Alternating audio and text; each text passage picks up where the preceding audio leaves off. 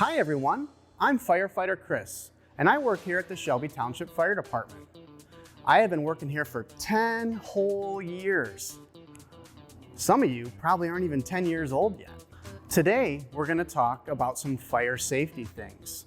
Some things that we want you to be careful of when you're in your house, and some things that we want to see you do if there ever is a fire inside your house, because it can be a little scary.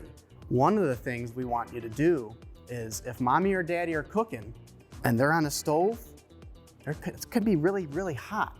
So we don't want you to touch the stove top.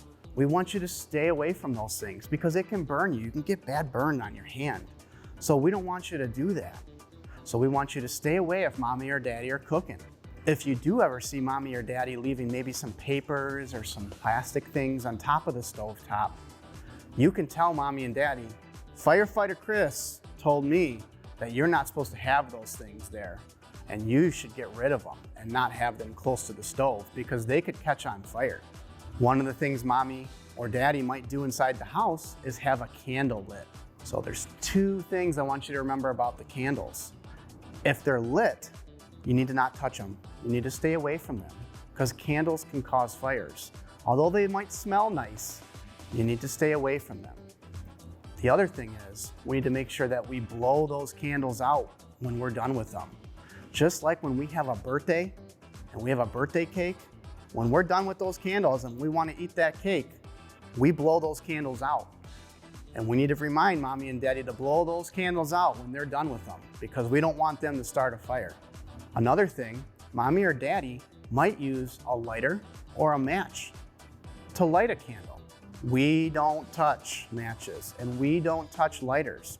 And if we see them laying out, we need to tell mommy or daddy that they need to put those away because we don't want to be playing with those because they could cause a fire. When you're sleeping at nighttime, we want you to have your doors closed because when your door is closed, if you have a house and it catches on fire, that smoke can't get past those doors. And that fire doesn't get past the door. So if your door is closed, it gives you more time to get out of your house. When you do get out of your house and your house is on fire, stay out. We don't want you to go back in your house. If mommy or daddy or a brother or a sister are still in the house, still stay out. Especially if you have pets. We all want to go back in and get our pets, whether it be a cat or a dog, a fish, maybe a gerbil. Some people might have snakes.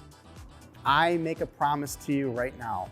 I will go in and I will get your pets out. I will get any family members out that might be there, okay? So if you get out of the house, stay out of the house. And everyone should have a meeting place somewhere in front of their house. Because when we show up with the big trucks and the big flashing lights and we see you there, our first question is gonna be, is anybody in there? And if you're standing there and you, nope, I'm right here, then we don't have to worry about you inside of the house. So make sure you talk to your parents about having a meeting place somewhere inside the house. Something else that you should talk to your parents about is smoke detectors. Do you have smoke detectors inside your house? Most of us do, but we need to make sure that they're also working. If there is a fire in your house, those smoke detectors will sound. And they are very, very loud. They can even be a little bit scary, but they're there to let you know that there's a fire. And if they do go off, we want you to get out of the house as fast as possible and go to that meeting place where your parents will find you. We'll be able to know when we get there that you're out of the house safely. And then we'll go in and we'll put those fires out for you. Another thing, when we show up, we might look scary, because we're gonna have all of our gear on. You can see me here. This is what our firefighters wear every day that we're at work. But if a fire comes in, we're gonna put on our gear that protects us from the smoke and the heat of the fire. And when we put that gear on, we might look a little scary to you. So what I'm gonna do is I'm gonna show you what I look like when I put all that gear on. And I'm gonna put my pants, my coat on, and I'm even gonna put a mask on. And when I put that mask on, it kind of covers my whole face. We're gonna be covered from head to toe so that we're protected from anything that might be inside that house if it's on fire. So now I'm gonna show that to you, okay?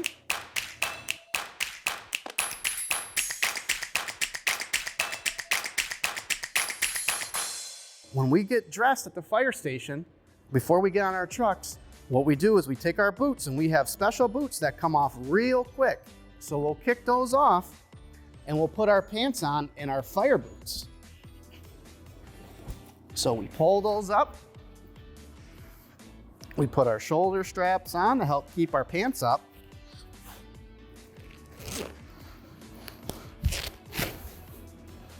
And now my legs and my feet will be protected.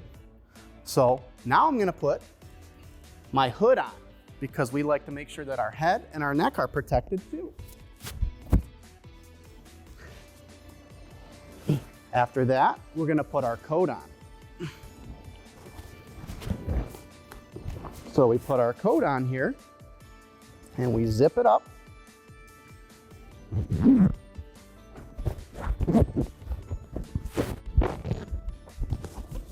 And now my arms and my chest are all gonna be protected when I go into a fire.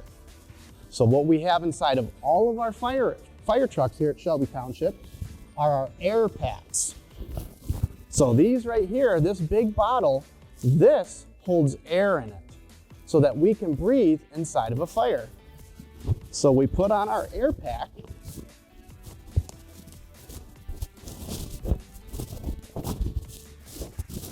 And we put all our straps on.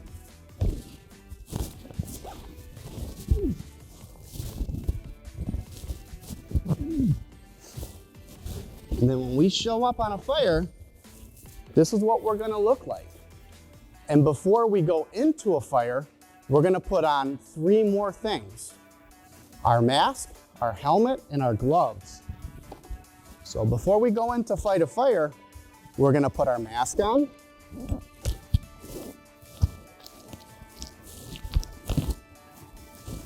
Then we're gonna take our hood, which we already put on, and we're gonna cover ourselves up.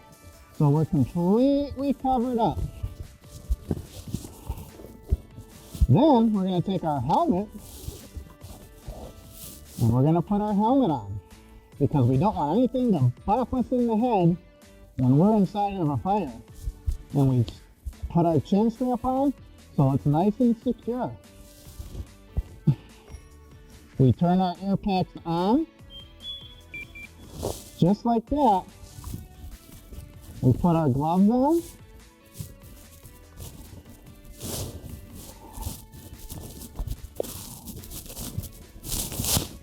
And then the last thing we do before we go in is we put our air hose into our mask so that we can breathe fresh air.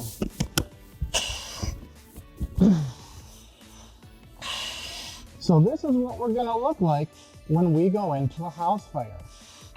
Again, I'm the same person that I was, I just have all this stuff on. Some of you might like Star Wars, and I might sound a little bit like Darth Vader when I'm breathing with my...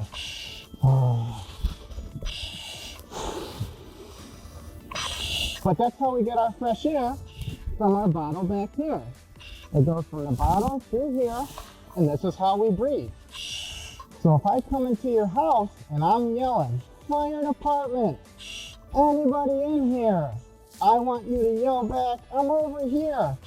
And even though I might look like this and I might look a little bit scary, I'm not. I'm still the same person that you just saw. I just have all my gear on to help protect me so that I can come in and protect you.